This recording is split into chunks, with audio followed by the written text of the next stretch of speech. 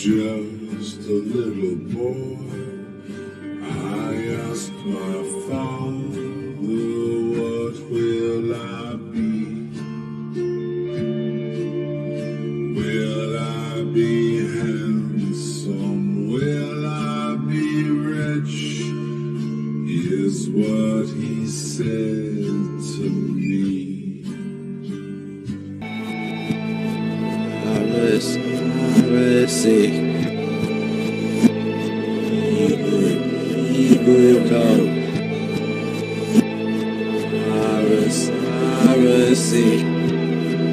ist es zu weit anzuschliefen.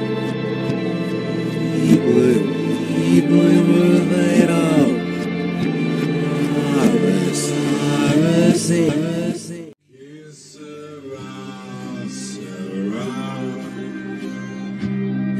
Whatever will be, will be. The future's not ours to see.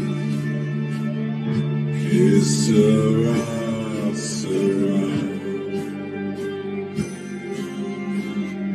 What will be, will be. Never stop. Sherry Malay, Sherry Malay. If I let go with all faith, I am. I'm unable to how I.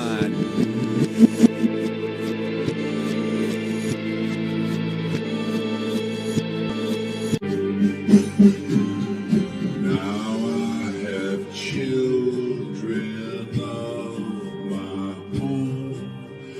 They ask their father, what will I be? Will I be pretty? Will I be rich? I tell them tenderly. Schliefe. Ich will weiter. Iris. Whatever will be, will be. Everybody just talks about how afraid they are of dying. Well, I don't think that's the worst thing that can happen to you here. 5, 4, 3, 2, 1. Hello, beautiful people. How do we feel about the creepy from intro I just did? Something about music going backwards is really creepy to me, but I loved it. Let me know in the chat, how did you feel about it? But thank you guys so much for being here today. We are here to discuss From, and it's also my birthday today. So shout out to me and shout out to From. And if you are on my channel, we are streaming from 2 channels. If you are on my channel, I do have a poll in the comments. Who do you think will save everyone? Boyd, Jade, Victor, or can no one be saved at all? Let me know how you feel. Please participate in that poll. And let's see who is here before I bring out my wonderful panel. Breezy K, thank you so much for being here. Fletcher the Chromonacle, thank you for being here in the live. Golden Child, creepy, yes, very creepy. Miss Lisa, my mommy, hello, I'm here for the madness. I can't figure it out alone. My mother was a Lost stan. She was obsessed with Lost, and now she's here for From.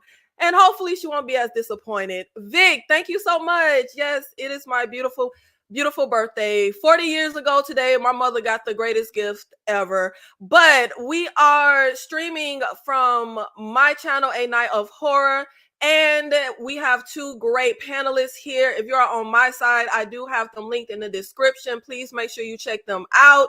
We are also streaming from Julie B. Deep Dives channel, and everyone, please make sure wherever you are watching, you like the video, share the video, keep the chat active. Let us know your opinions, your thoughts, your theories, and how you feel about From. Because this is one of those shows where everyone's thoughts can be vastly different. Your interpretation can be different. But let me go ahead and bring my panelists out. Coming up first, she is no stranger to the channel. She has been here twice before on my KillerCon live horror panel. Miss Nadia, I am so happy to Hello. have you here. I'm so happy to be here, and it's all Norse mythology. That's it. We're done. And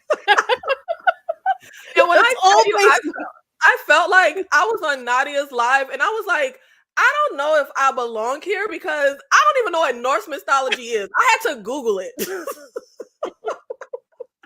Well, thank you, Nikki, for having me on today. I'm very excited to talk about this episode with you and Julie. And happy birthday, girl! Thank Happy you. birthday! I'm so 40. There's no way. I think honestly, I thought you're in your late 20s. I'm not kidding you. This is not for real. Thank you. I take it. Now, I have been watching since the beginning. I was extremely hyped season 1. I did get really frustrated season 2, and I literally said I'm not coming back for 3, but here I am back again. How are you with season 3 so far, Nadia? Are you satisfied with from season 3 so far? Somewhat. We're still not getting a lot of answers. I'm hoping I'm not expecting everything to be answered because I think they're hyping up to be renewed for season 4. I think that's why the marketing behind it this time has been a lot stronger than the last 2 seasons. Yeah. I was okay with season 2, but there was a lot of filler episode. I think our patience for season 2 will pay off in this season, though. I hope so. Because I'm like, of course, the overarching mystery won't be solved, but all the little threads and little things, I need the dots to connect. I think we'll get a couple of them to connect. Please. Because so much stuff has happened. I forget some things. Like when we just had the episode with the bus driver, I'm like, I forgot about that nursery rhyme and her grandma. I forgot about her, to be honest. I forgot that she was still there. I was like, oh, wait. Because she's not in her bus uniform and stuff. I was like, oh, okay, that's that chick. But okay, yeah. And also, we have Miss Julie B. Deep Dives. This is her first time on the channel. Julie, thank you so much for being here with us to talk from. Hi, thank you so much for having me, and happy birthday, Nikki. Glad to be here. Julie, would you rather celebrate your birthday in the From, or would you rather wake up as Boyd and have to go save Randall from the creatures? Oh man. I think I would rather celebrate my birthday in the From. I don't envy Boyd. I really don't. So we are going to get into all things episode 4, our theories, and just deep dive into everything that has been happening so far.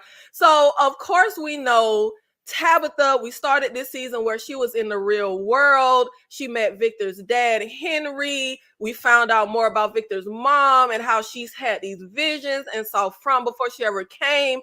And I got really excited because I thought we were finally about to tie stuff in. Then Tabitha freaks out and we end up back in the From. But what I'm curious about and would love to know what the ladies think, will Tabitha escaping from and coming back make things worse or better? When Tabitha comes into Community House in episode 4, the people are aghast. We are really looking crazy. And I don't know why we just let Tabitha go upstairs, because I would have said, no, honey, you have to answer some questions.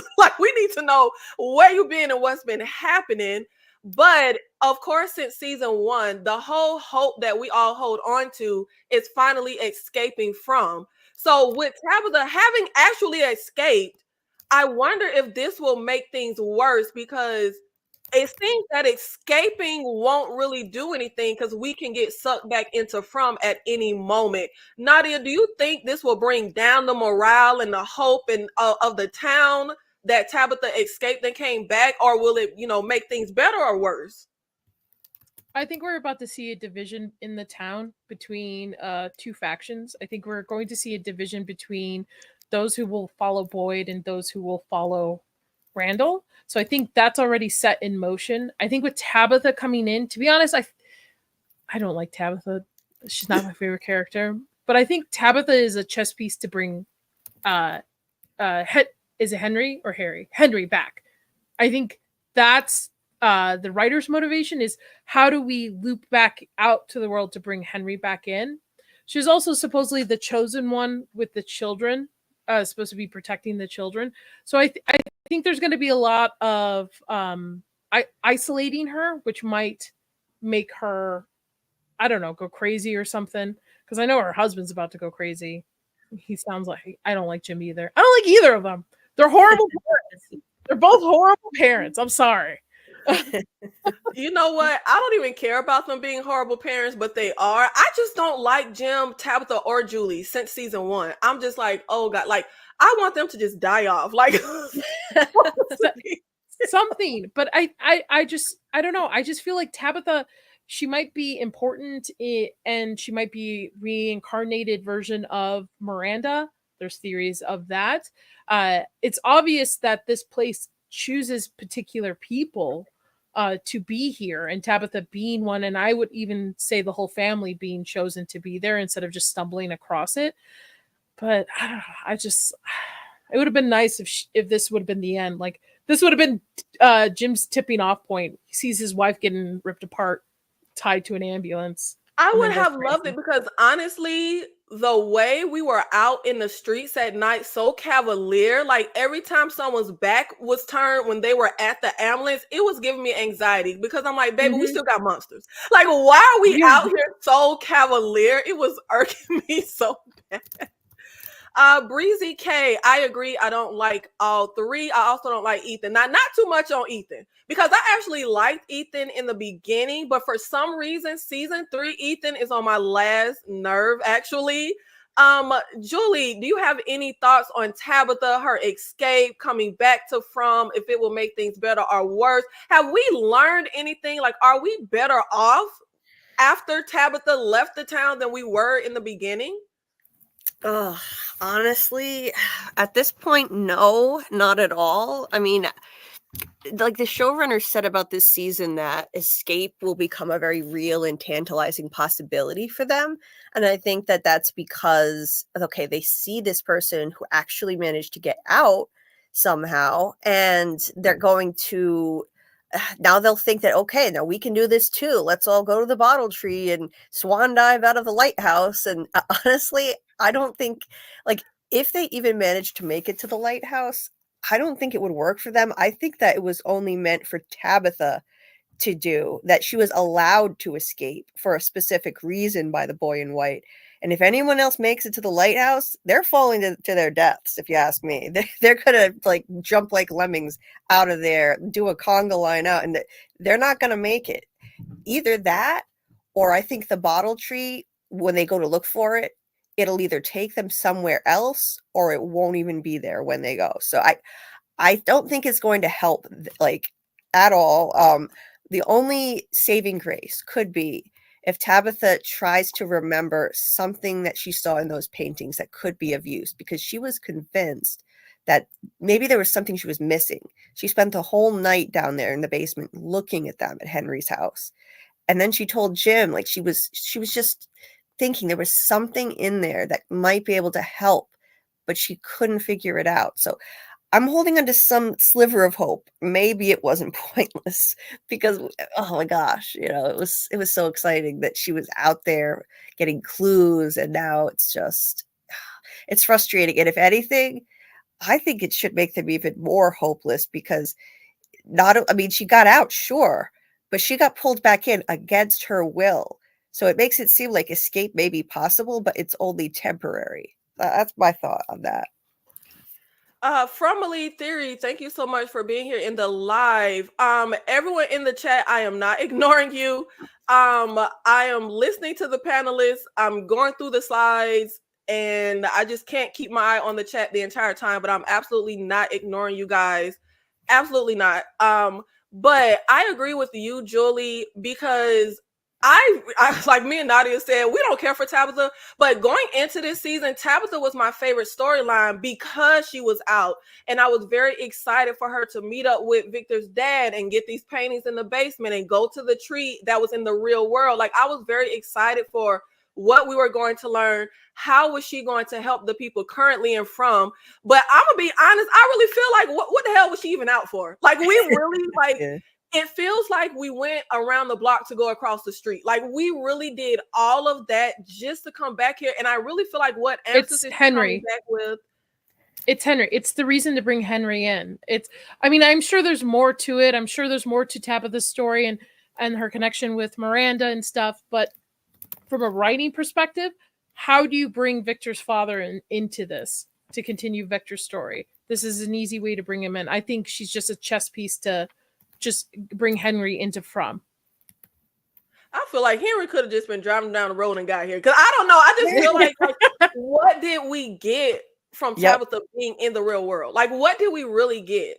I'm just like, yeah, you're right. You're right. He could have, like, Fromville has shown that it has no problem drawing in anyone who's in a vehicle. And Henry is no shut-in. We saw that he drives. So why would we need Tabitha to go fetch him?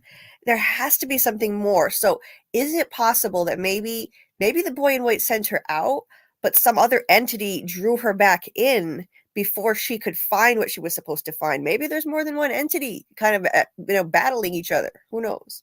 I agree with you, Julie.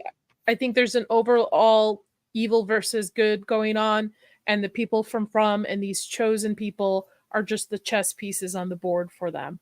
Like because that's what it felt like when she freaks out in the car. I literally was screaming at, like, just get to the MFing tree. Like, you done slept in this man's house. You done like, just get to the damn tree.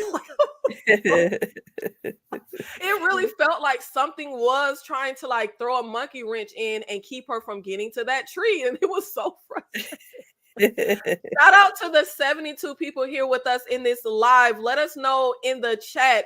Do you think that the town will be better or worse off with Tabitha having escaped and come back? Because I really feel like if I'm in the From town and I'm just holding on to getting out and I find out somebody got out and came back, I'm losing hope. Because like, what the hell is the point of getting out if it can just suck me back in? Or either when I get out, I will never ride in the car ever again for my life. Well, the question I have for that is, let's say someone just, not Tabitha, just a random one of them just gets out. Would it suck them back in? Because obviously Tabitha, there's something to her with the whole connection with Miranda. If somebody just stumbles across or is just a passenger when something happens and they get out, would they be sucked back in? That's true. Like the people in the ambulance, I feel like they were kind of just there. They're not really the ones the town was seeking. It was Tabitha and Henry. So that is true. But I don't know. I kind of feel like everyone is strategically here. Even the cop, even the EMTs. I don't know. I kind of feel like no one gets in this town that the From does not actually like pinpoint and want here. Whether you're a passenger, I don't know. Some way I feel like it's orchestrated. Did you notice it was night in town but day at the tree? I don't think it was night in town and day at the tree. I think it was like getting dark when Tabitha them were at the tree in the ambulance as they were riding into town. Because when the episode 3 ended and we were getting ready for it to get dark, I was thinking they're going to come into town at night. I don't think it was different times though. But that's my interpretation. No, it looks like sunset here, like starting to go down, just the way that, Sarah and Victor's quest. So this is something that I felt was stretched out. One episode we see Victor digging, then the next episode he pops up at Sarah's house, then the next episode I'm like, babe, we could have did a few of that. Like we could have kind of moved. But now seemingly Sarah and Victor are on this quest to find Jasper, who Victor feels holds the key. And I'm kind of excited for this and kind of not. Because this ties into all of the things that I feel like have happened that hasn't had a rhyme or reason or dots haven't connected.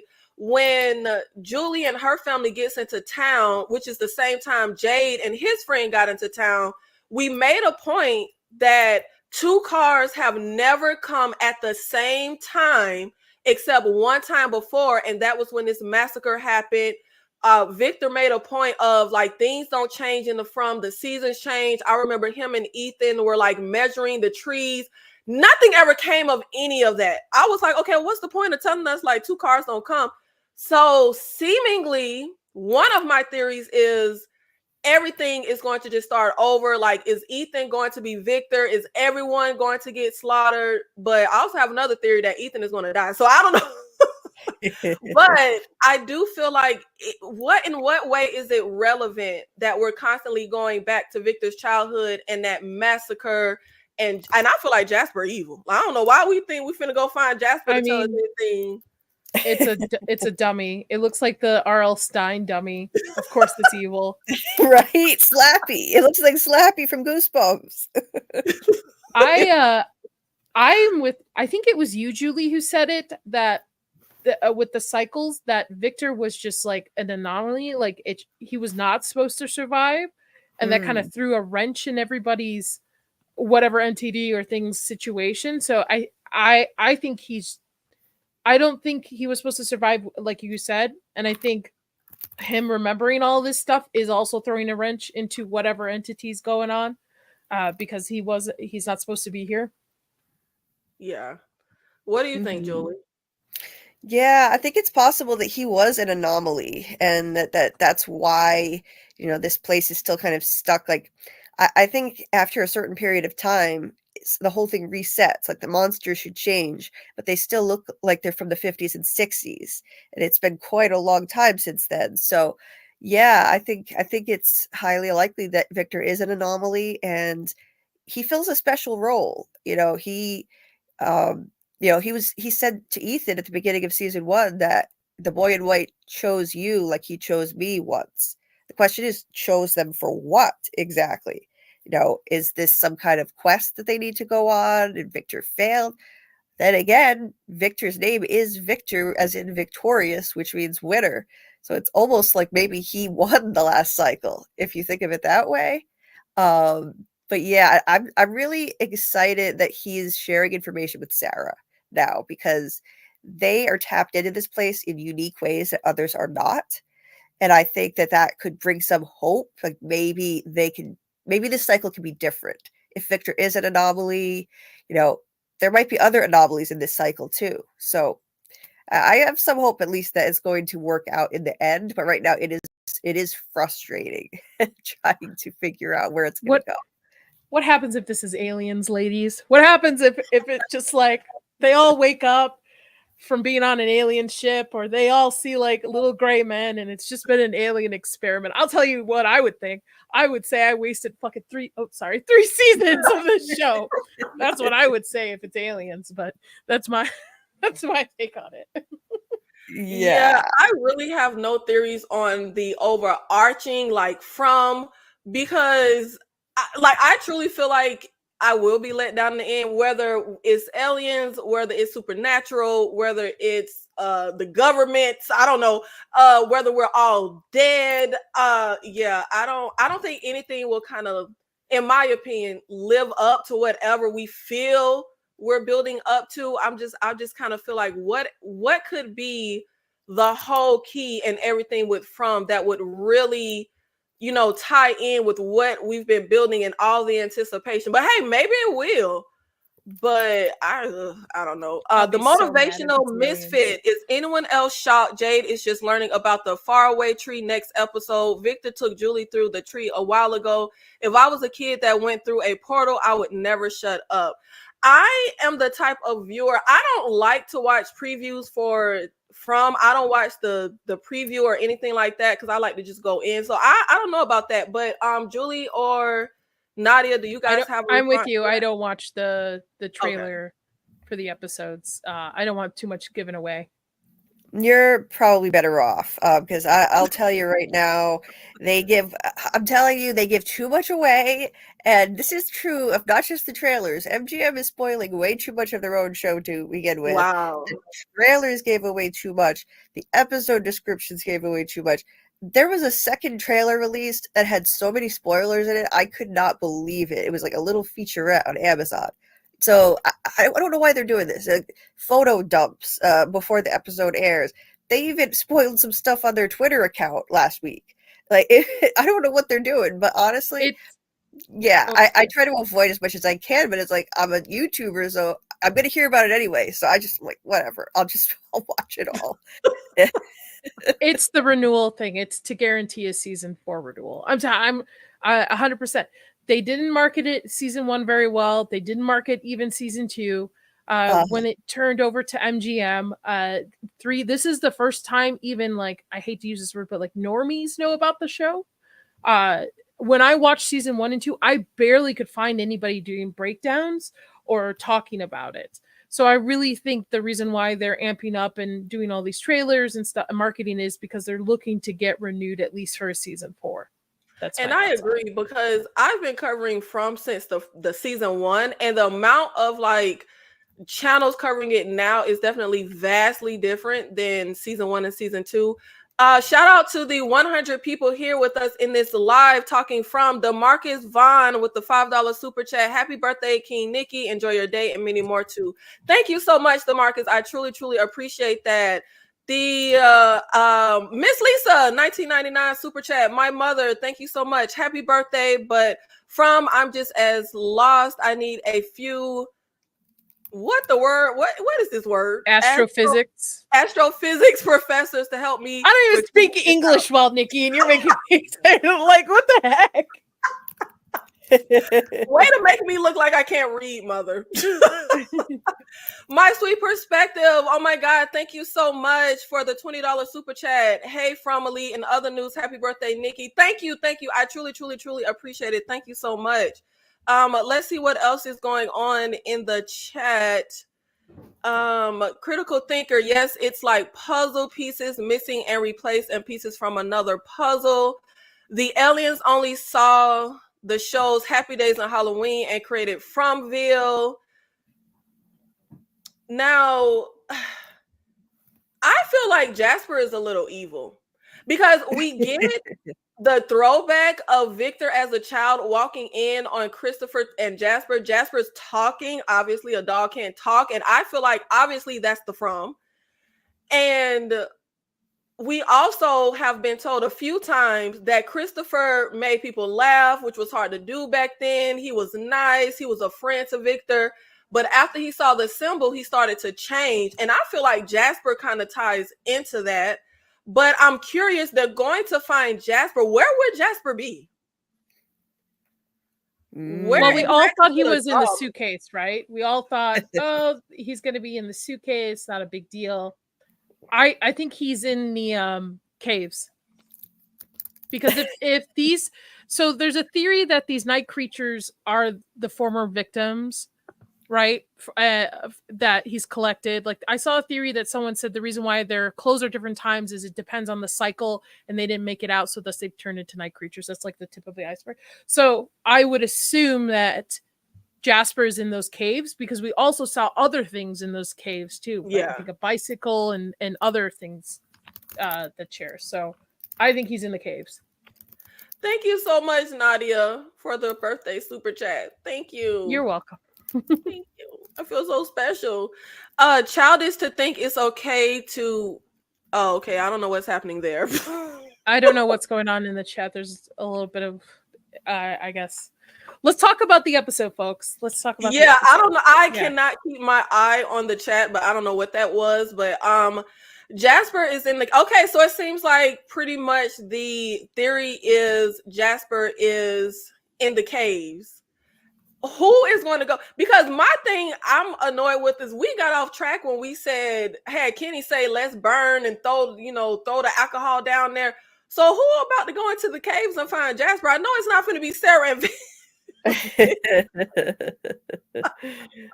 Well, Jasper's also shown up in the house too, right? Or at least somebody had a vision of Jasper, I believe, in the community house.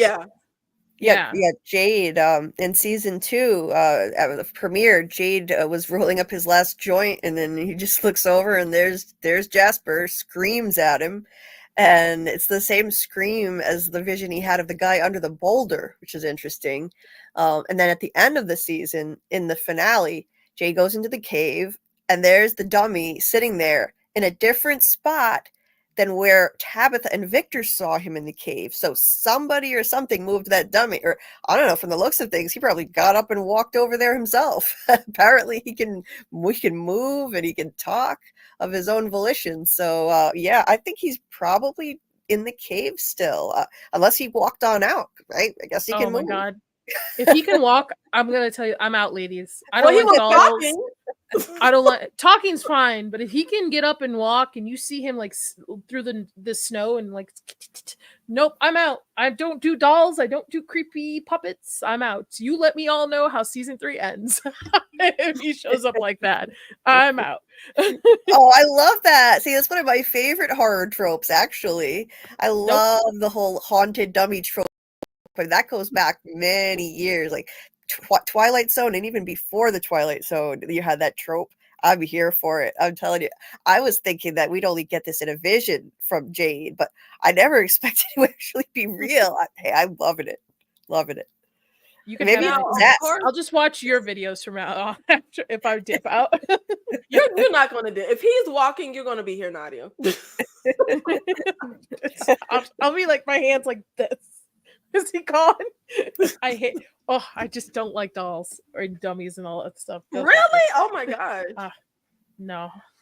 Of course, we know the parallels of Jade and Christopher. Jade is now seeing the symbol that Christopher saw.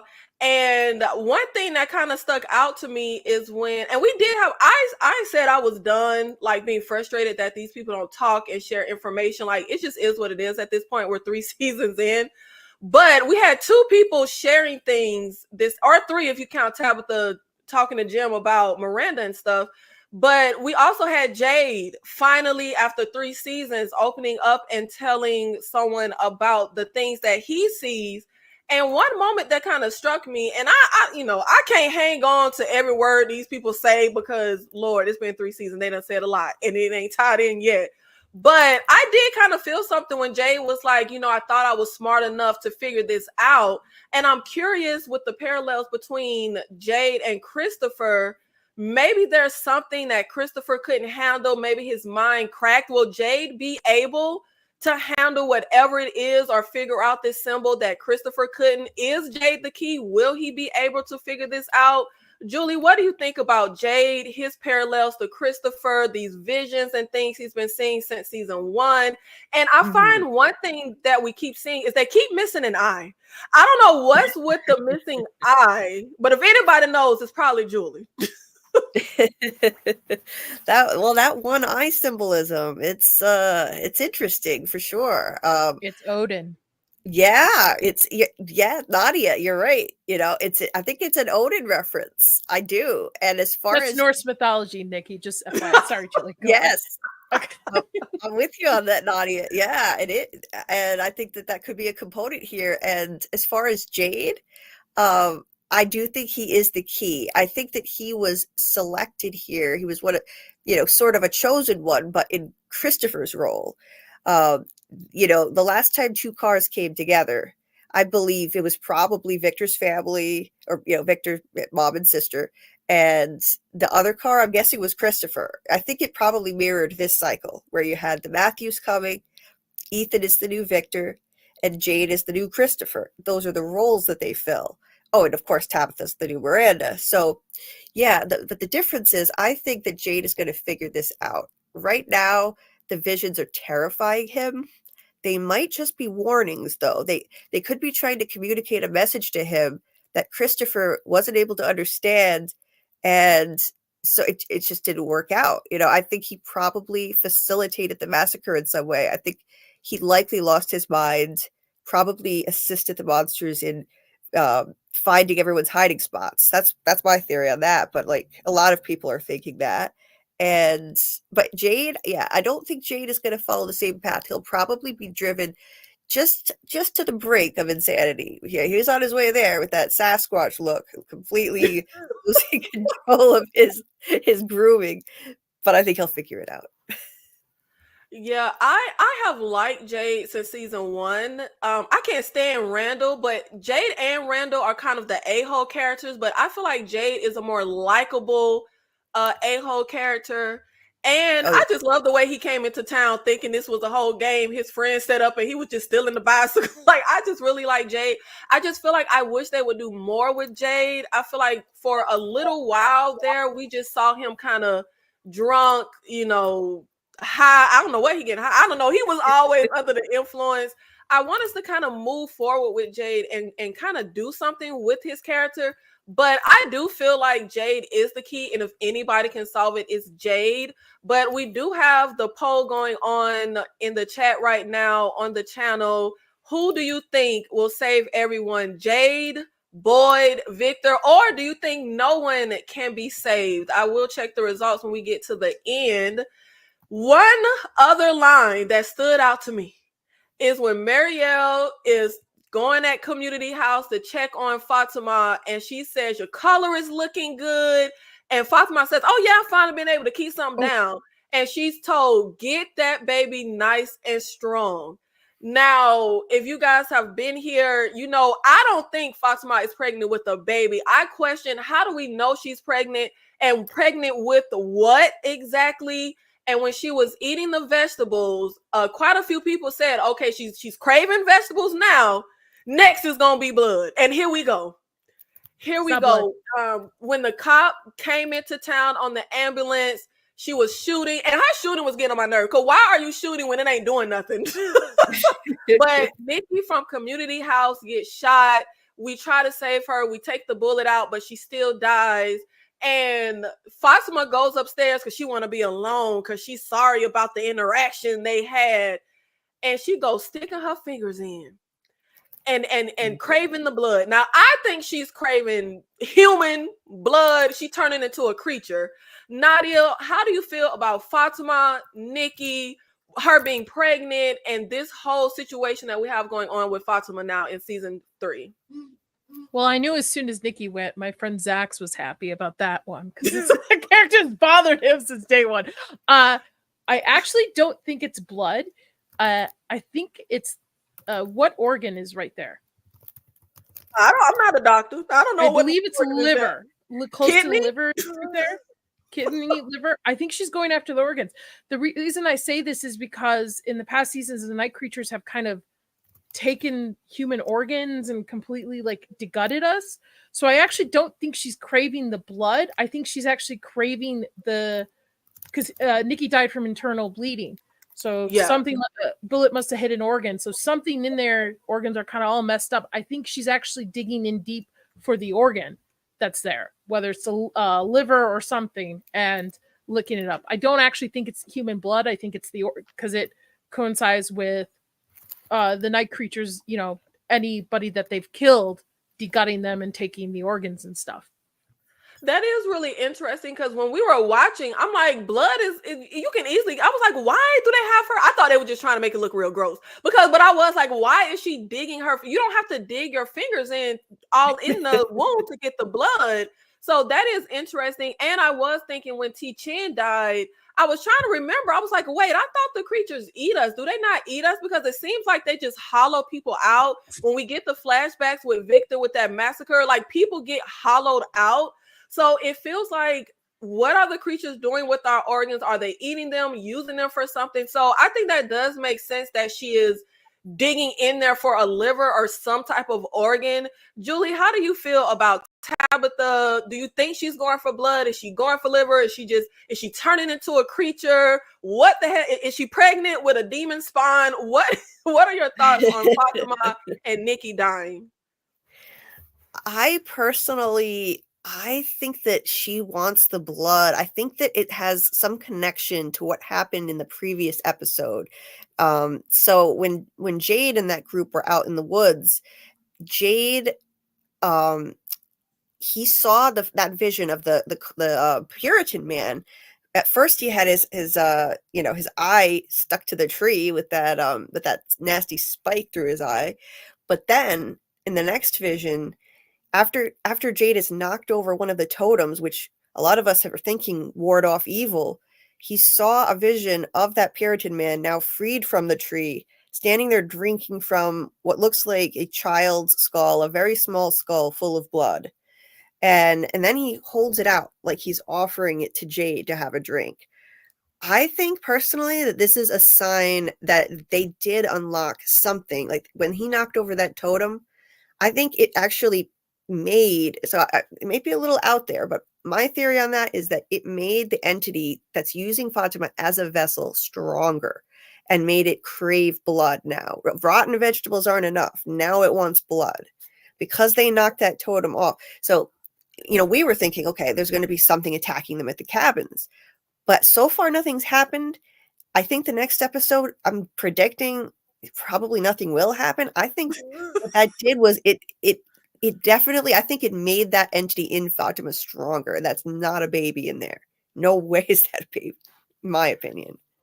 Yeah, I was really disappointed with the Kenny, Jade, everyone out in the woods, because I felt like once, which I know a lot of people felt, that once Jade pulled up that totem that something was going to go wrong, I felt very strongly that Jim, Kenny, they were safe when they went out there. And I was like, okay, now that totem is knocked down, they're not going to be safe out there. Something's going to happen. But no, nothing happened. But I really think that the vegetables were for whatever Fatima is carrying. I don't think it was a whole plan to make the people not have food. I think they are trying to get whatever this little from entity that I think is in Fatima.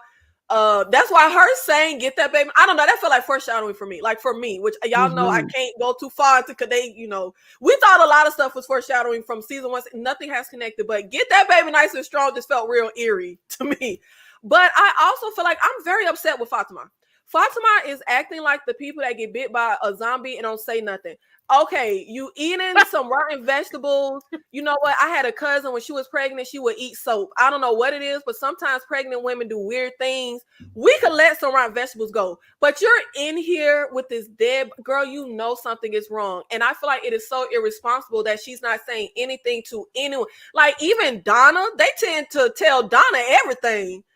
I feel like it's making me really not like problem with all of them. Like Jim should have been telling people his dead son's calling him.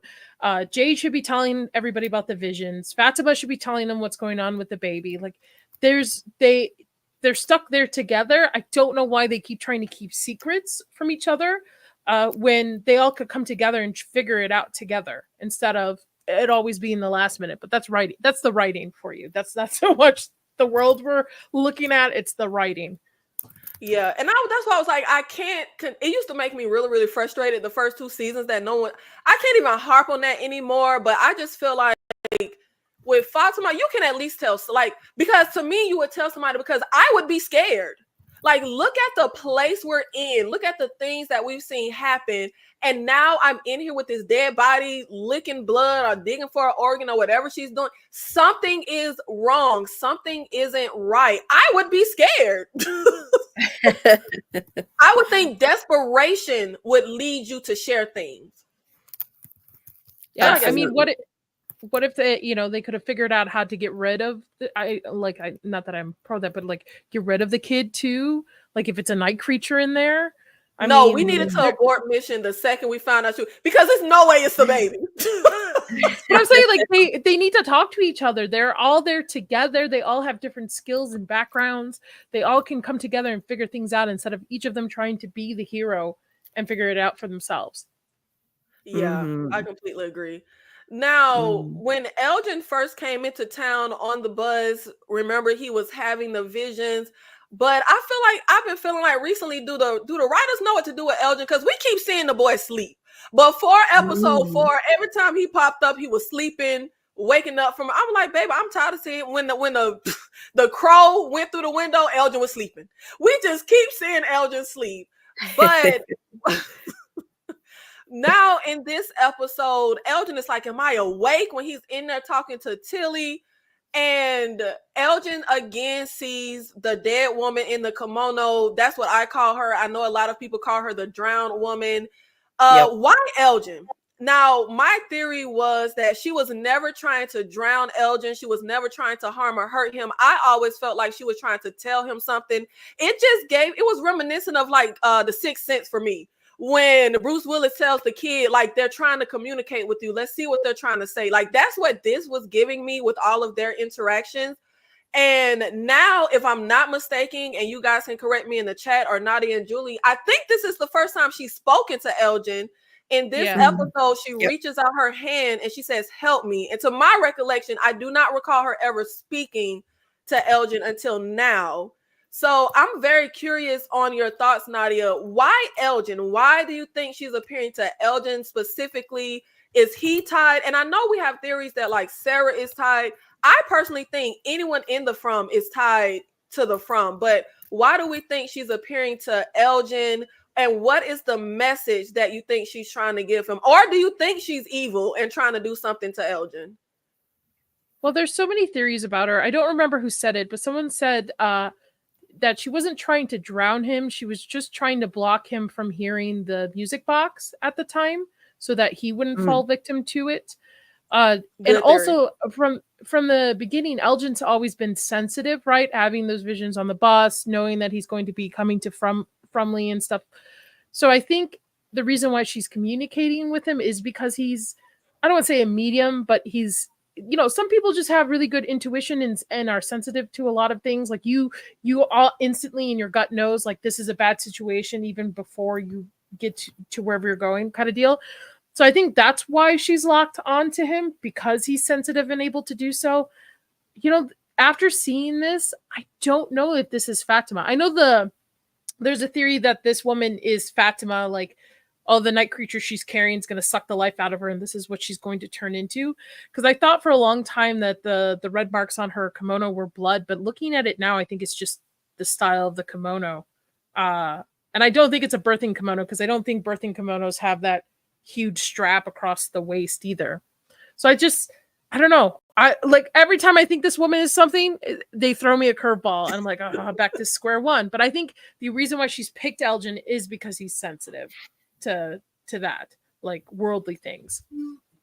And it's interesting to me that Elgin had dreams of From before coming to From, and so did Victor's mom, but it doesn't seem like he was chosen in the way that Victor's mom was chosen as far as saving the kids. So I'm really curious, why did he have visions of From before getting here? What is like his little part in all of this? It seems like everyone is some type of puzzle piece.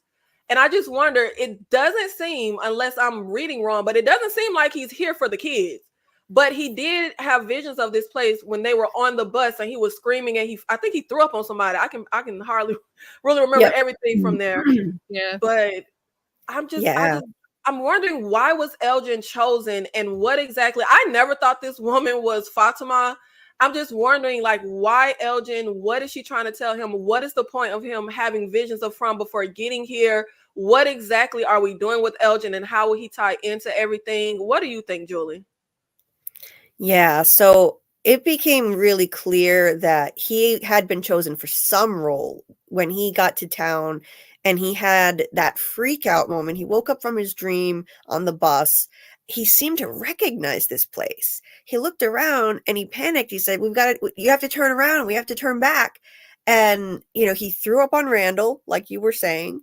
And, when they got off the bus, he did something. It was the same thing that happened to Ethan when he arrived. He had a seizure. And when he got out of the seizure, yeah. So that means he's tapped into this place in a special way, like Ethan is, like Sarah, who also has seizures. So he's tapped in a certain way. But when he came out of the seizure, he couldn't remember the dream.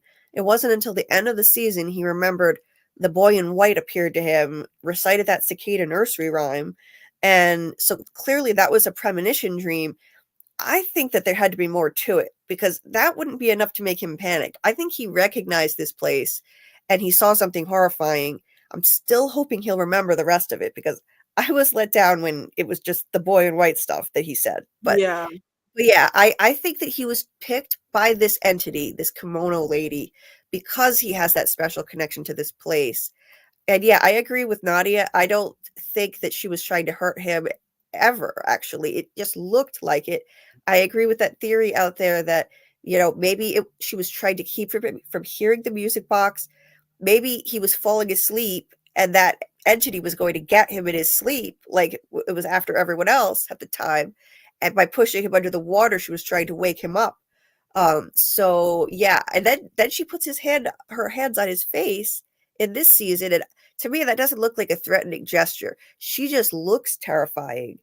But yeah, there's something, I don't know what she means when she says, "Help me, please." Like that that's interesting to me. Like maybe she's a spirit of someone who died here and she needs like, her soul to be set free. But I don't know. There's just a lot of mystery on that. Breezy K, that's the thing. Sarah said the voices were waiting for someone to communicate with. Elgin is that person. That's interesting. And I'm glad y'all got better memory than me. I forgot Sarah said that. It's been 3 seasons of all kind of events. But I'm glad you remembered that. That is true. So I guess she was waiting for Elgin. Tully's the mole. Tully's the mole. We're done here. Of course, one big theory that the Fromville fans have had from the beginning is Tilly is the mole. Tilly working for From. Tilly is evil. And me personally, I do not think Tilly is a mole. I do not think Tilly is crazy. Tilly remind me of my grandma that ain't got all her marbles. Tilly is just a silly old woman. But I mainly feel this way because I personally feel like it would be too on the nose. The show would not be that obvious. All the events that she just so happened to be there for example, Marielle with her relapse on drugs and Tilly bringing, what was the medicine Tilly brought? Morphine. Morphine, thank you. Dying I of just cancer. feel like it would just be way too obvious. I kind of feel like anytime a movie has this shining or TV show has a shining neon sign saying this person, you know it's not them. And that's how I feel with Tilly. Now, who would make sense to be a mole for me is Donna. Donna has a convenient, tragic backstory with having to hear her sister die. And Donna is always around when certain conversations are being had. When she popped up, when Ellis and Boyd was talking about capturing the creature, she's always there for a conversation. She's one of the very few people in town that have stepped up in a role like Boyd of like trying to take care of people and being authority. Do I really think Donna is a mole? No, I don't. But I think it would make more sense. And that's why I'm putting her next to Tilly, because I just feel like it's too obvious if Tilly is a mole or if she's evil. But hey, maybe the writers are just being obvious. Julie, do you think Tilly is a mole? I don't. I mean, I like to have a lot of fun with the whole, it's become a meme at this point. Tilly's Fanny Pack Granny is super sus. We have fun with it. And yeah, she is sus, but I feel like you're right. It would be too obvious. They're hitting us over the head with it at this point. Right. It seems like they definitely have been, like, we know that the showrunners actually pay attention to what the fandom is saying. And it seems like they're deliberately shouting out and trolling us a bit with our own theories this season. They're making Tilly look more sus than ever, which is why I think that she's not the mole. And same with Donna. Yeah, too obvious. I agree. I love Jay Sleek's comment. Tilly gonna die and we still gonna think she the mole. Right? I don't think anyone is a mole. I think From has nothing to do with humans as far as the people orchestrating or working for it. I don't know if people just think Tilly not human. Nadia, do you think Tilly is a mole? I think Tilly's a mole, but I don't think Tilly's a mole for something evil. I think Tilly's just placed there to watch and observe and see how things are. And I don't necessarily think she's for good nor evil. I think she's just a neutral mole in there. Because, I mean, come on. The tarot card reading, the closeness with Fatima, especially now that she's pregnant and stuff, the dancing in the rain when she finally got off the bus. Like, maybe she's not a mole, but there's something about Tilly that is connected to this place, but I don't think it's for evil. I just think she's there to observe, maybe move some chess pieces around, just maybe like push them in certain directions. I don't know. Yeah, you're right. I agree with you. I agree with you on that. I mean, there's something off about her. That the Fatima connection has me curious. There is something going on there. Let's not forget, she somehow knew Fatima was pregnant. And I'm sorry, but I don't buy that. Just okay, some women can tell when other women are pregnant. Okay, maybe in the real world I would just look the other way, but this is not a normal pregnancy, and Tilly knew it.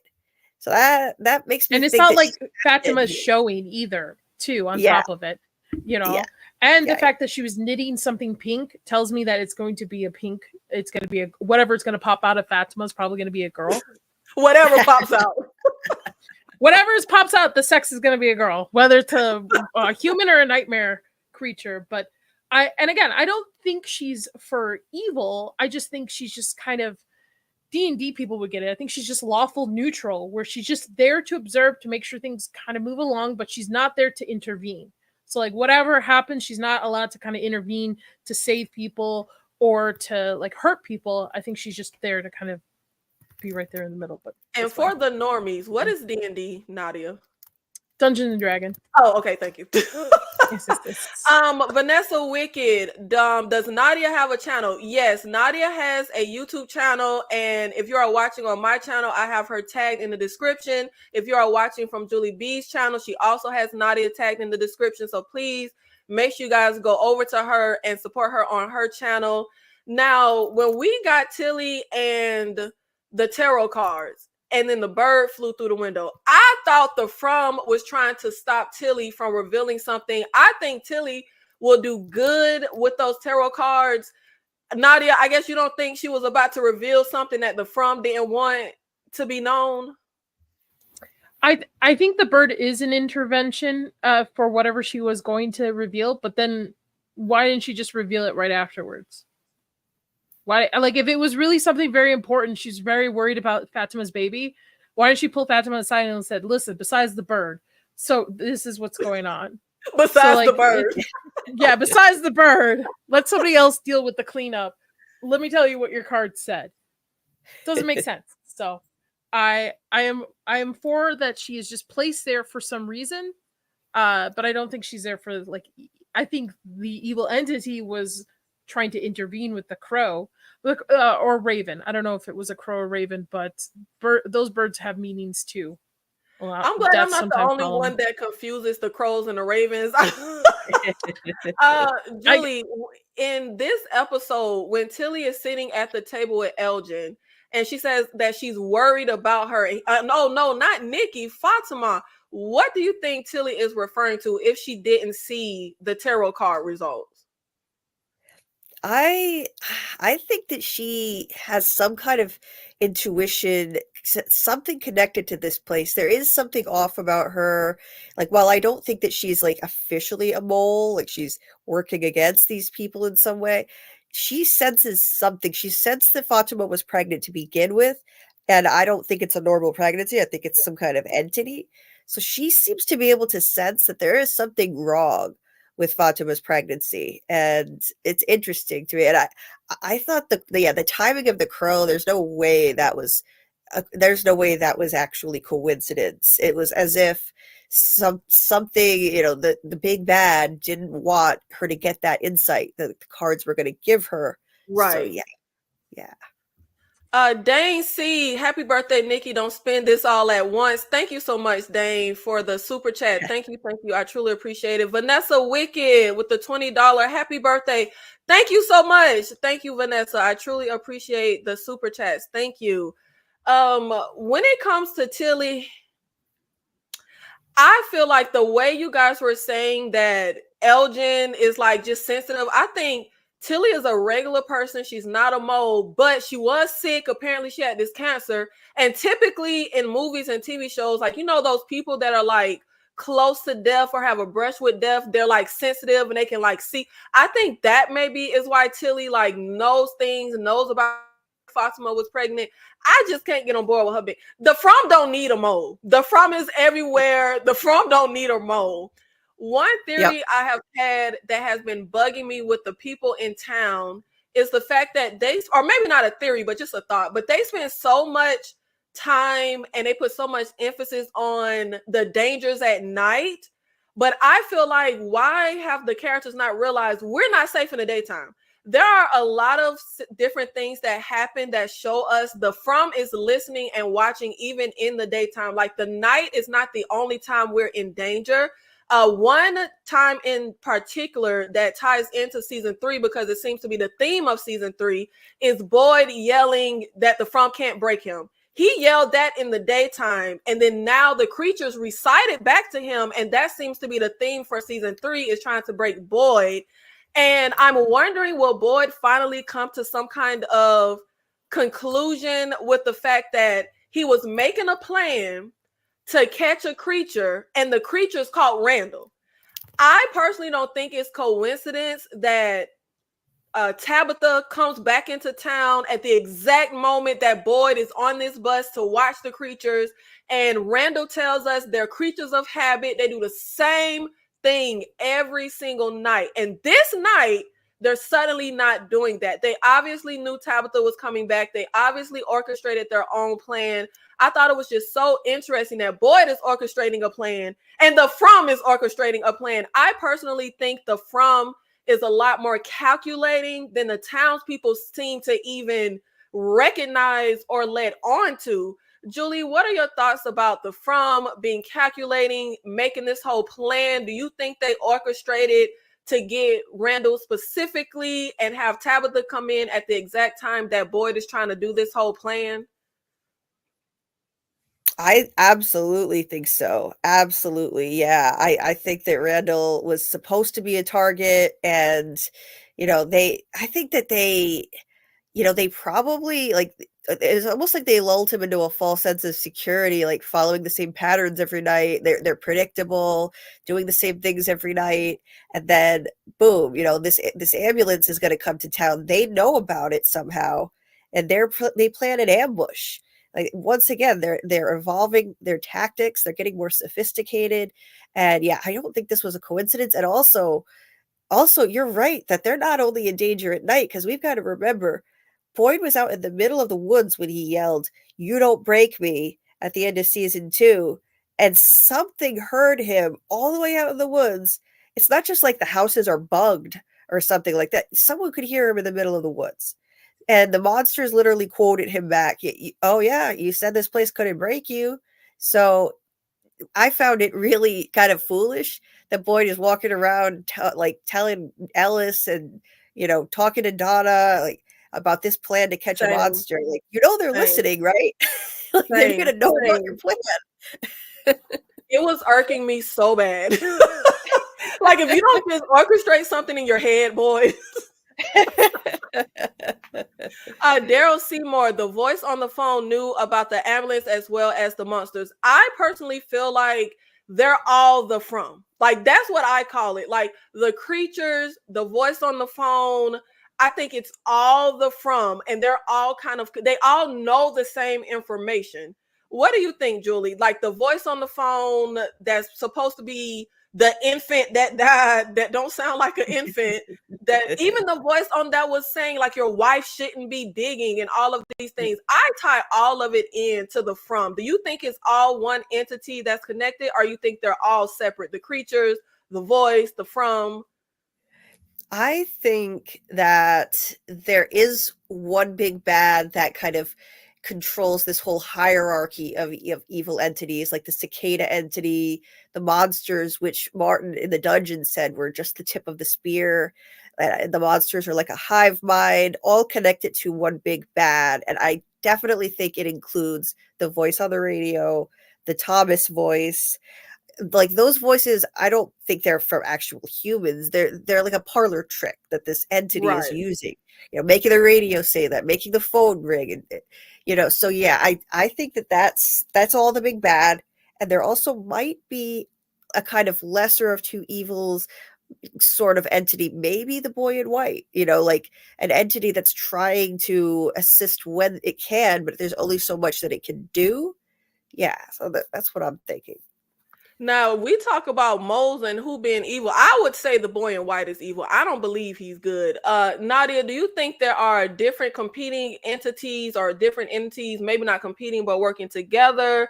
Like, do you think it's just one big entity that's all connected like a hive mind? Well, if we base everything up Norse mythology, no, I'm kidding.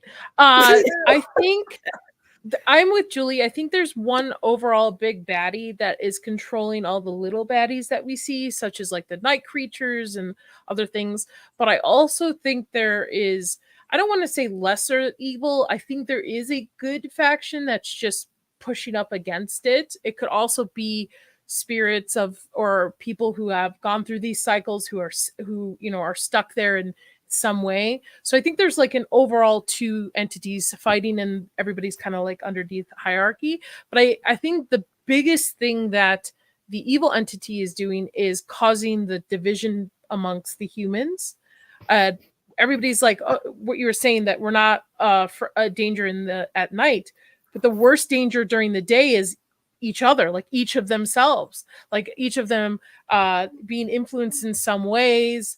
Look at Boyd got shot last season, like just out of the blue. Like I think, humans are going to be humans, and I think we're our worst enemies instead of they all should be colluding together and figuring out. That's why I think communication is such a big thing for them that they're lacking in. Right, divide and conquer, or that Yeah. it's like they're trying to use that divide and conquer, like isolate these people, give them all kinds of weird, unique visions that mess with their heads and keep them isolated, make these information silos. Yeah, and I totally agree. I think the spirits of the dead might be trying to help there too. Yeah, that's why I don't think Randall is necessarily dead, nor do I think Randall is going to be dead at the next season. I think they calculated a way to put him in a position that is going to cause even more friction amongst the humans. So now Boyd has to worry about this other faction that's up against him during the day, and then on top of it, these night creatures and trying to get out of this stuff. So I think there's a lot at play here. Well, one big thing from episode 4 is the whole Randall, like, you can't save them all. We get to keep Randall when Boyd cannot find the keys. And I feel like Boyd did not abandon Randall. Boyd did not leave Randall for dead. To me, that implies you had a choice. You had a way to save him. Realistically, the monsters could have took everybody out. The monsters could have took Randall and could have took everybody at the ambulance. It was so frustrating to me when they kept having their back turned at that ambulance. When Boyd is looking for the key and the monster comes up behind him, he could have been dead. Like, literally, there was nothing Boyd could have done in that moment if that monster rather kill him than hand him the keys. So how do you feel, Nadia? Do you think Boyd abandoned Randall, or do you think he just had no choice? I don't think also the monsters can kill Boyd. Does he still have that stuff in his blood? Because isn't it his blood, in a sense, poisonous to them?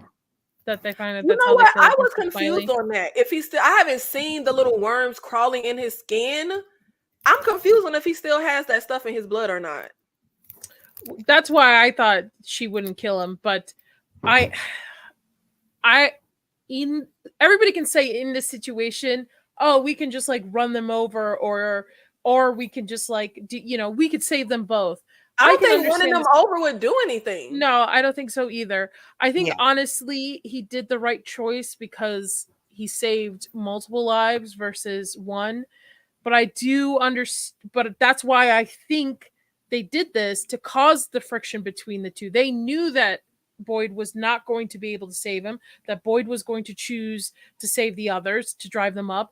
And that's why they didn't kill Randall. They just wanted it in a way to cause Boyd more pain and in a way to break him further on.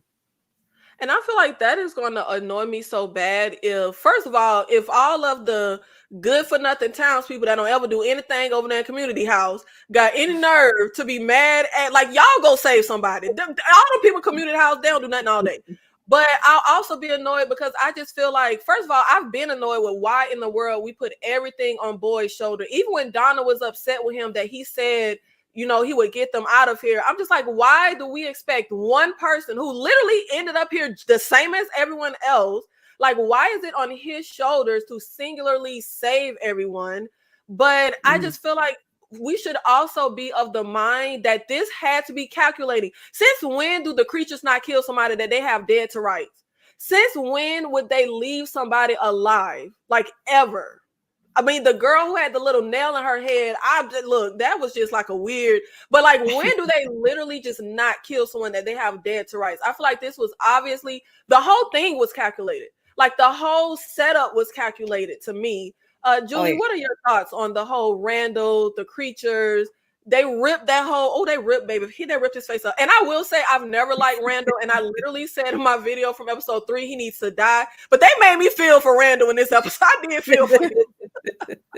Right. Yeah, that's the brilliance of this show. It's impressive. I was feeling for him too, and I couldn't stand this character.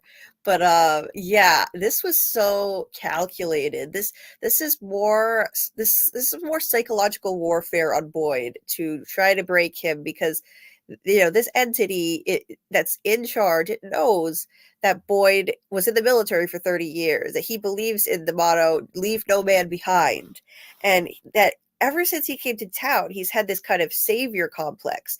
He came to town, he saw the barn was painted with the words, save us. And it's like, ever since then, he's had this all on his shoulders, and it is frustrating because everyone is turning to him, leaning on him, and then they criticize him when things don't go well. It's like, Right. why don't you go out and risk your neck then? You go out to the woods, Ellis. You're ranting and raving at your dad for not finding a way out.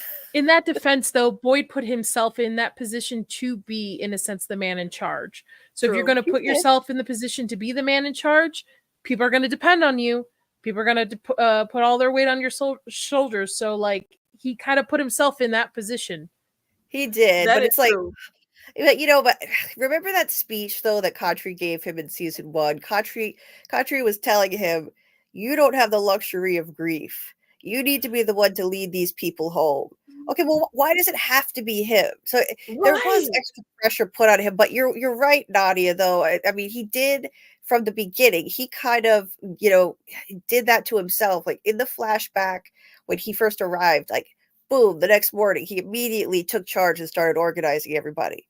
The day after, like, he arrived. So, it's a little bit of both things going on. People are putting too much pressure on him, but he did kind of take that on himself. He started it, and then they expect it now. But he was in an impossible position. I think he made the choice that he had to make here. He had no choice. It's the classic trolley problem. He had to allow harm to come to Randall in order to save, a larger number of people in that ambulance. Right. I don't think he had a choice. Right. I completely agree. It sounds weird, but I think the From plays fair to an extent if you figure out the rules. I don't think it's playing fair if we don't know the rules. Like, you got to lay the rules out in the beginning for it to be fair. But I feel like Randall is already such an unlikable character, at least for me. I don't know, like, the overarching, like, fandom with Randall. I can't stand Randall from the beginning. Like, just attitude, tying Donna to that damn tree. I ain't like, well, Jim, that was Jim's fault, really. But I just feel like if we are about to take this and have Randall be even more of an a-hole, because he's already like the loner character that's separated from the community. Of course, we know he was, banished to the bus. But I just feel like if we're going to use this for him to like have another like reason to have a chip on his shoulder or attitude, I really don't want to sit through that.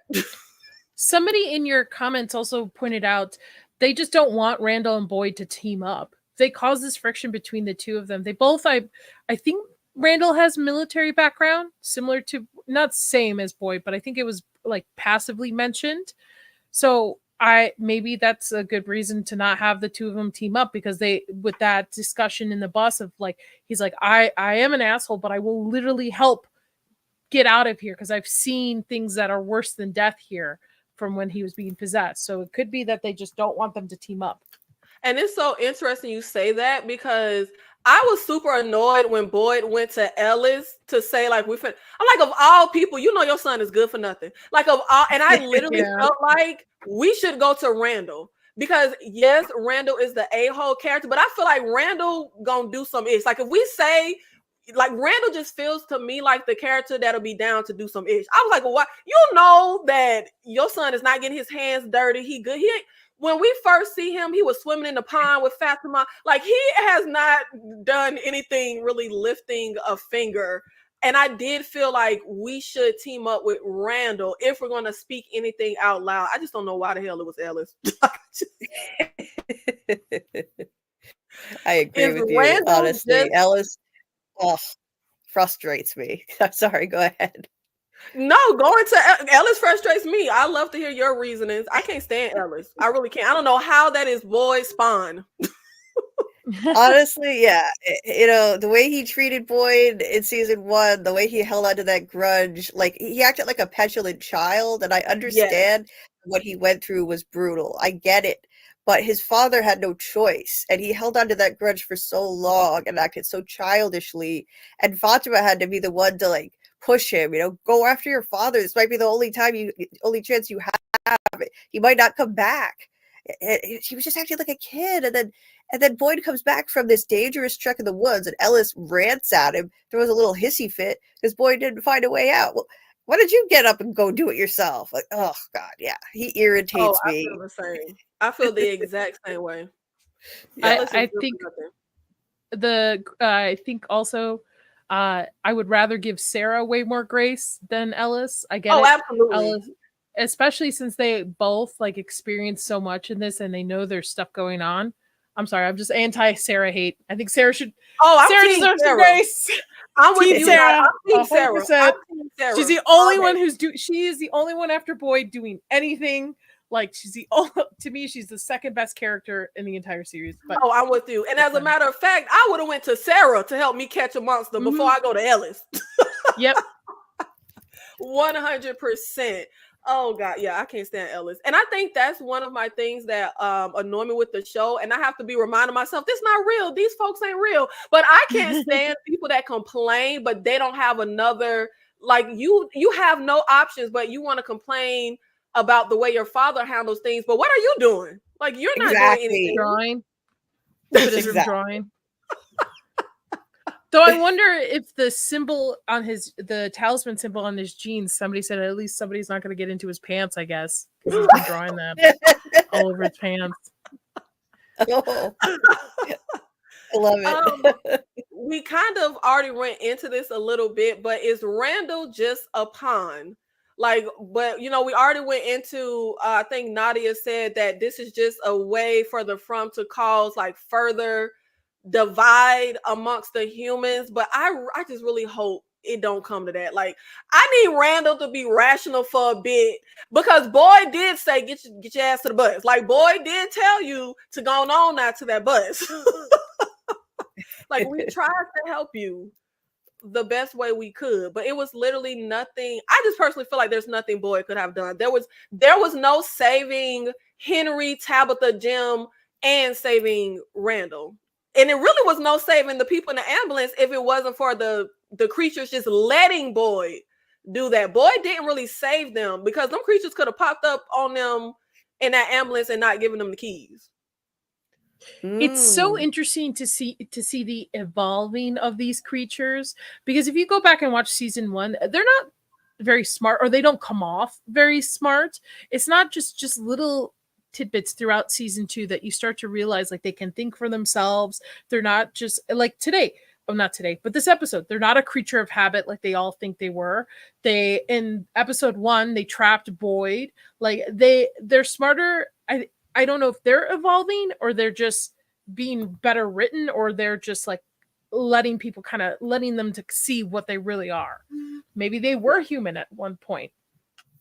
Yeah, I think they were human because I think there was a scene. I think me and Julie had the same thoughts when we were on your live. I can't remember. Julie, you can correct me if I'm wrong. But we had a scene where Fatima was looking in the bathroom mirror that looked very similar to the girl who got let into community house by that idiot. Yep. I think it was season 1. And she says a line that I didn't choose to be this way. So I think the creatures were once human. Mm-hmm. Yeah, from Elite Theory, hey Nikki, what's the chances me and you made the same video on the reverse audio after 2 years? What are the chances? I'm not sure what that's referring to. I think we need to explore more about Abby, like what has made her turn. Was it from? Everything is the from. I think everything is the from, but I think Randall is absolutely a pawn. But getting into Randall being a pawn, we know that last season, Marielle, Julie, and Randall were all in this weird trance. Julie made a comment to Sarah that she feels like the from has gotten into her head. And I'm still curious what all of that was and what is the from's plan with these 3 characters. And Boyd breaking the music box, like what did the music box have? Like how did that tie in? What is our overarching plan for these 3 characters and why the from chose them in particular? Nadia, do you have any theories on what the from's plan is with these 3? Sleeper agents. I think they're sleeper agents. I think either they don't know what they're doing to cause friction and chaos, or they do, like they turn on or off. I really honestly think they're sleeper agents for it. That's why, like, each of them, I'm like, why aren't you all talking about what happens? Why aren't we knowing what you saw? Like, this is information you should be. I get it. It was very traumatic. I get it. You almost died in your sleep. I get it. But like, you I'm should sorry, be telling Nadia. people. I'm sorry, Nadia. I'm sorry. I have to cut Yeah. you. I don't know. Fromville Theory.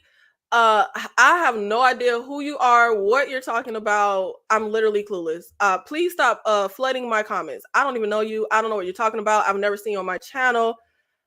I don't know if I missed something, but I have no idea what you're talking about. Truly. And I will block you if you do not stop flooding my comments. I'm sorry, Nadia. So sorry to interrupt You're you. fine. Please continue. It's all good. I just think they're sleeper agents. I think that's what it's going to come to. I think they're going to be part of whatever the end of this season is going to be, and they're going to be on the side of evil or whatever entity. Because why use them and then they wake up? You mean telling me there's no consequences or repercussions for doing that? But that's yeah. What do you think, Julie? And I also feel like, sorry, Julie, I also feel like that's why I don't understand everyone being scared of Sarah. I literally feel like this place can get into anyone's head at any moment and make you do all kind of stuff. And I definitely think these three are questionable. Julie, what are your thoughts? Yeah, I definitely think that there are lasting after effects from that cicada coma, if you want to call it that. Cicada coma. Yeah, like that. Like, it seems like the best term for it. I think that, yeah. So with Randall, we saw that those cicadas, like those imaginary invisible cicadas, like the vision of them, it seems to be. I think they can be remotely triggered whenever one of them is trying to help with something. Like to kind of sabotage. Like Randall was in the middle of trying to help. He got onto the bus to get the tools. The cicadas showed up. They attacked him in the street when the monsters were abandoning. I mean, when the monsters were advancing on him. So yeah, I think that entity is in them in some way. And Julie had an interesting piece of dialogue in episode 1 this season where she was telling Sarah, "I feel like this place has gotten in my head. I'm afraid of what that might mean." And she even admitted, like, she's worried about turning into another Sarah. So that's some foreshadowing right there. We could see, maybe they are sleeper agents in some way, like that there's some kind of evil entity that could be triggered inside of them, possibly. I definitely think so. I think anyone, and we had the guy that shot Boyd. Anybody can go crazy. But of course, we have our poll up on the channel right now in the chat of who do you guys think will save everyone? Will it be Boyd, Victor, Jade, or can they just not be saved? And we have 29% that say Boyd will save everyone, 21% says Jade, and 21% says Victor. 29% says they can't be saved. So it seems we currently have a tie between they can't be saved and Boyd will be the one to save everyone. Hey, Kay, thank you so much. Key Nikki Day. Yes, it's my birthday. I was born at 6:06 a.m. Okay, so we're about to, another year around. What do they say? The moon or the sun? Another year around the sun.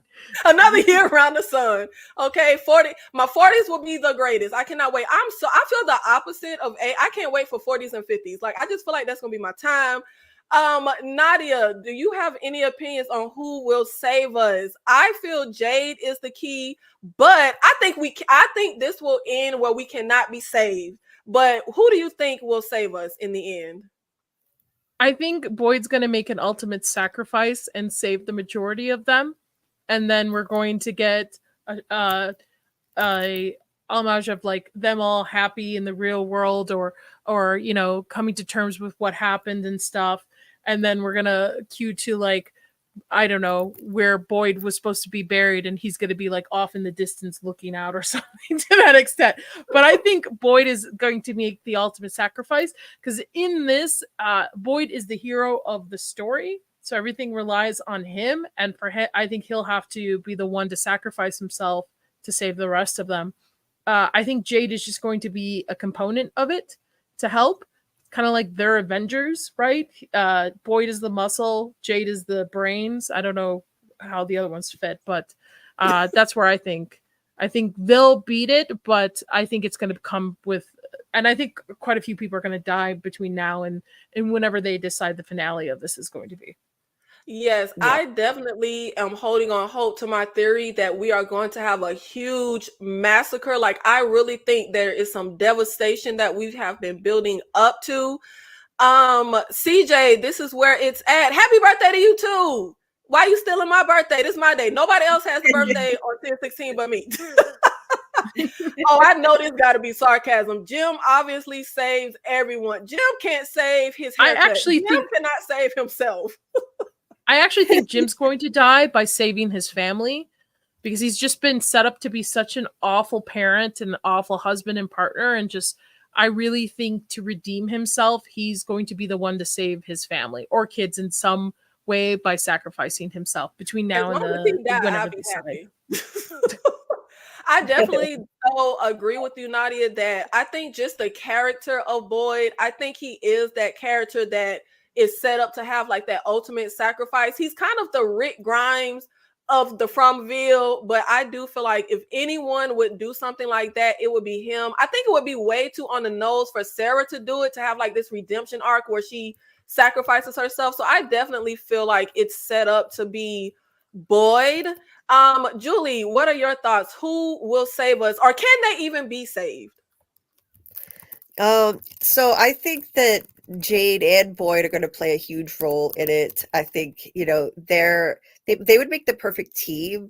That's why I was so frustrated that like at the beginning of the season, like we had seen pictures of the two of them talking in the sheriff's station. And I thought, finally, they're going to put their heads together. The most smartest, most resourceful two in this place who have never worked together. But they hardly talked at all. And then the animals were set free. Like, okay, now we're herding cows. All right. I was disappointed in that. But in the end, yeah, I think that Jade is going to figure out a lot of how to get them out of here, how to, you know, defeat this entity. But Boyd is ultimately going to be the main person to save them all, and probably sacrifice his own life in the end, probably the finale of the whole series. He's been set up to be the savior of the whole thing. So I would be shocked if it's anything else. I think Fatima's baby is going to be a monster / human day. Oh, we're gonna have a blade. We're gonna have a blade creature. Daywalker, who will either make the monsters come out during the day as well, or either help destroy the monsters or the main entity. I would absolutely be here for us turning it up a notch and having Daywalker monsters. I would absolutely be here for that. Give us the from blade creatures. The Daywalker. Honestly, thank you so much for the $2 super chat. I really appreciate it. Shout out to the 152 people here with us in the live. Julie, I may be getting into birthday shenanigans. Okay, it's birthday season. I was trying to say happy birthday with the super chat, but I did it wrong. Thank you so much. Honestly, I really, really appreciate it. So that's where the Blade remake went. Oh man, sounds better than what I've read of the scripts. Yeah. Yeah, I want nothing to. I think Wesley Snipes is Blade. Leave it alone. I agree. I love Mahershala Ali. Give him his own entity, like create his own character. But yes, let's leave Blade alone. I'm sorry, they ain't got nothing to do it from. But yeah, leave Blade alone. Give us Old Man Blade. Give us Old Man Blade, like in the comics. Just give us Old Man Blade, and with Wesley Snipes, one more movie, we're done. I am definitely here for that. Thank you so much to Nadia and Julie for being here with me to discuss From. If you are interested, I do have my solo videos up on From. So please check those out. As well as if you just want to go back for my old thoughts, I do have my videos for season 1 and season 2 up on the channel. I just dropped my video for Mr. Crockett. as well. I am also following The Walking Dead, Daryl Dixon. And now I am going to give each of the ladies the floor so they can tell you guys where you can find them, how you can support them, and what they have coming up. I will start with Miss Nadia. Please tell the people how they can find you. And if you are watching from my channel, A Night of Horror, Nadia's is in the description box. So please make sure you go support her. If you are watching from Julie B Deep Dives, she is also in her description. So please go over and support Nadia. Oh, full box. Okay. Yes, I have a horror channel called Horror with Nads. I go every Tuesday live talking about horror news. I do some live streams on movies. I also go live on Friday to discuss From Right Now. So go ahead and subscribe to that. I would appreciate it. I'm also going to be tonight, right after this, on Zax's channel. Zax was in the chat. We're going to be talking about villains and villain arcs and stuff, so that's going to be fun. But yeah, follow my YouTube and then follow me on Twitter because I'm on like 9 more streams between now and Sunday, so I'm not going to list all of them. I'm on a lot. Nadia is booked and busy. Okay, she's booked more than Beyonce.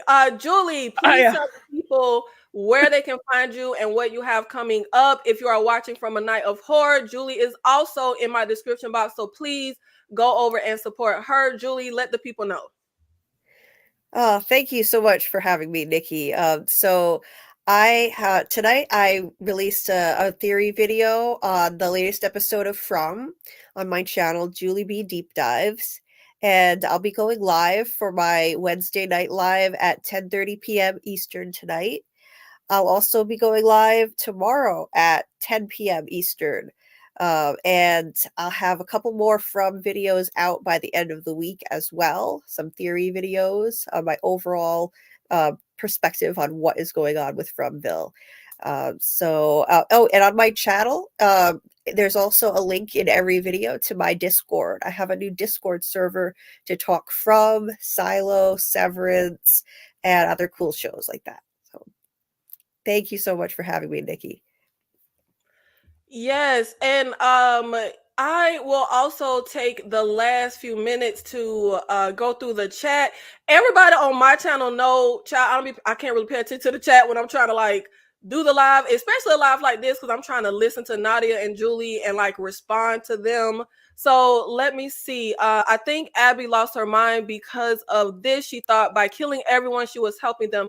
Yes, if I remember correctly, Abby is Boyd's wife. She thought that everyone was asleep. So if she shot them, they would wake up. So I don't really know what Ellis expected Boyd to do. Let your mama keep shooting people? Christy confirmed they were human. Is that when they did the autopsy on Yes, they found that their organs, that at some point they were human. Okay. Randall looks like a ventriloquist. He's not Jasper. Oh my god! I mean, he looks pretty close to Jasper. I'm just saying. Sarah is the key master and Victor is the gatekeeper. I have been feeling like since season 1 that Victor is the key to everything. I'm like, he's been here the longest. I don't know why we don't turn him into a POW and torture him for information. I think he's the key. Julie, do you think Victor is the key and all the information he knows and how long he's been here? Yeah, I really think that Victor is apparently he's going to spend this season, it looks like, continuing to try and unlock buried memories, and there's a lot that's deep in his subconscious that he's blocked out. So I think that he's going to unearth some key information this season. I'm hoping he might not be the key to solving all of it, but he's going to give some insight, I think, into like how, what happened in the previous cycle, what happened before the last massacre. Maybe it'll help them going forward. But what I worry though is that once he remembers everything, I think he might be expendable as a character, and we could end up losing him at that point, which I dread. I love Victor. Do you think he'll be happy to see his dad here? I personally do not get all of the like, can't wait to see Victor and Henry reunite. I would hate for my loved one to be in the From. Like, I would not want my dad here. But it might Yeah. help Victor kind of come out of his shell a little bit. I know he's autistic, I guess, or has a learning disability, or just, I mean, where did he go to school? From. So like I completely get it. But having his dad there might help him kind of come out of his shell a little bit. I guess. I just feel like, and I thought it was weird when Jim even said that to Tabitha when she said she's sorry or whatever. He's like, all that matters is you're back here and you're safe. What do you mean all that matters? I wouldn't want her back here. Like, even if I have to think you're dead, I'd rather you have escaped and be in the real world. I thought that was very odd that he said that. Randall is the bad boy punk, paranoid, hates all authority, reckless, but he'll take risks to help people. He can be useful if you can keep him on track. I completely agree. I still can't stand his character, but I cannot believe it. I really felt for Randall. Like, I was about to pour one out for him, and I literally said last episode, kill him off. And in this episode, I felt so bad. Yeah, Ellis is young, but he old enough, okay, to not be so useless. But thank you guys so much for being here Thank you to my panelists. I really appreciate it. Please make sure you go over and support Nadia and Julie B if you are watching from my channel. I will see you guys in the next one. Thank you.